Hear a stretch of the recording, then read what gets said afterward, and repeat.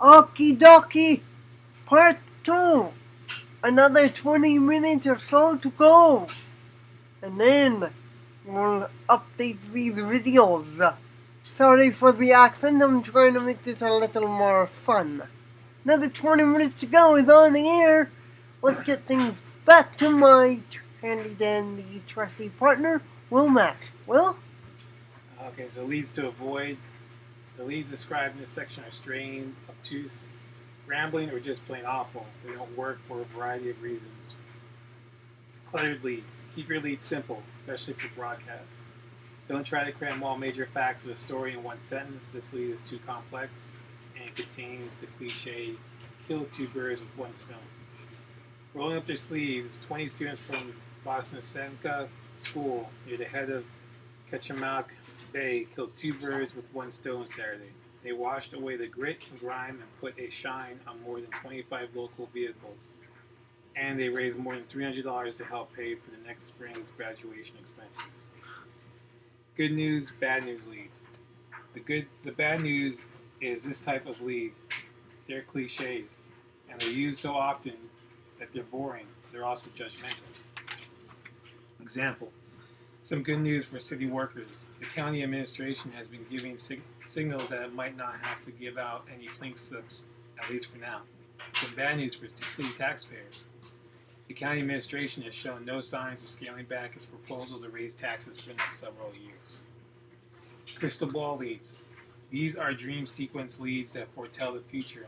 If you were writing about physics or psychics, perhaps you could write this kind of lead, but most people can't predict the future. John Jones never imagined when he boarded the plane that it was going to crash. Would he have been stupid enough to board if he had known? Leads that emphasize if only they had known are far-fetched. Consider the following. It's unlikely that a child who is choking is thinking about the future, much less about what he can do for someone else. Example: when 10-year-old Jason Finzer of Claremont was saved from choking to death at a family dinner 2 years ago, he never dreamed he would be able to return the favor. But luckily for his classmate, 9-year-old Abby Muick, Jason knew exactly what to do when she choked on a chocolate and Rice Krispies treat in the lunchroom at Mineola Elementary School. Nightmare leads. These are also dream leads, usually relating to a past experience. The nightmare analogy is overused. The past 3 days were like a nightmare for John Jones. For the reader, too. Every bad experience someone does not have to be compared to a nightmare. Example: the nightmare became reality for local police yesterday when a Niagara Falls drug dealer was arrested at the Greater Buffalo International Airport.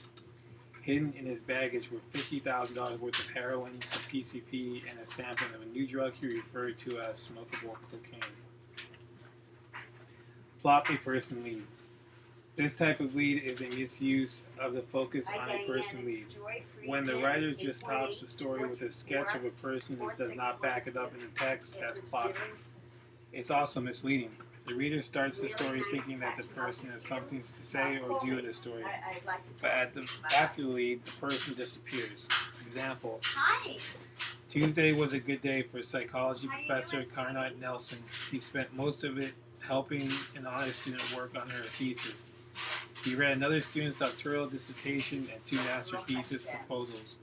Then he went to a meeting, which he left after an hour and a half so he could do some reading on his own.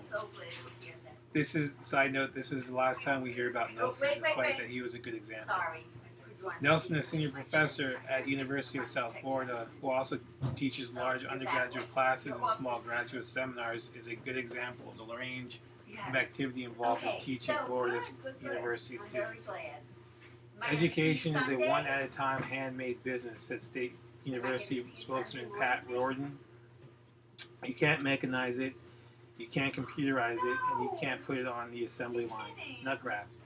But college professors in Florida are under increasing pressure to do exactly that. Recurring state budget cuts have made some classes larger and eliminated many others. And a potential climate that says there can be no new taxes until state government becomes more productive has fueled a drive to force professors to spend more time in the classroom. Weather report leads. Beasley set the scene by describing the weather. It was a dark and stormy night. Avoid using the weather as a lead when it isn't related to the story. Hold on a minute. Ema? Wait, Kananya, I'm on the phone. I'm studying and you're very loud. Oh, sorry, I'll go outside. Probably the third week of December. Okay, example. It was hot and humid the day the city council decided to ban smoking from all public buildings. The ordinance passed unanimously will go into effect immediately. Stereotype leads. These are most common in features about older people, women, and groups with special interests. The writer tries hard to be complimentary, but instead only reinforces stereotypes. This is the lead for a story about Senior Olympics. Games for people over the age of 60. At the age when most of their counterparts are in rocking chairs, these athletes will be competing, swimming, archery, badminton, bicycle racing, just about every imaginable sport, through the long jump and shot put. If you look around your college campus, you're likely to see many professors in their 60s, and most of them don't spend much time in rocking chairs. Soft leads can be enticing and creative, but they must be accurate. Reminders, tips for finding your lead. To find a lead that will work for you in your story, first find your nut graph. Ask yourself what the main point of the story is, and ask some of these questions to find your lead. Reader interest. What did you or would the reader find most interesting about this subject? Memorable item. What was the most memorable impression or fact? Focus on a person. Is there someone who exemplifies a problem or issue? If you tell a story about this person or show the person in action, will it lead to the point of in a nut graph? Descriptive approach. Will a description of the scene relate to the focus? Mystery approach. Can you tease the reader with a surprise that leads to the nut graph? Build on a quote. Is there a great quote to back up the lead? If so, write the lead so it refers to the quote without repeating it. Contrast. With a then and now approach work. Problem/solution. Can you set up a problem so the reader wants to discover the solution? And narrative storytelling. If you were just telling a good story, how would you start? Can you reconstruct the events and put the reader on scene? That's the chapter.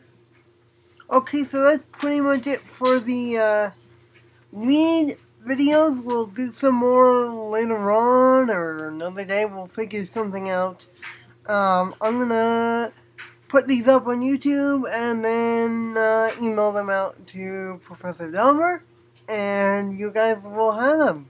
For those who are just watching these for the pleasure of watching, enjoy yourselves. Have a good day. We'll talk to you later. Peace.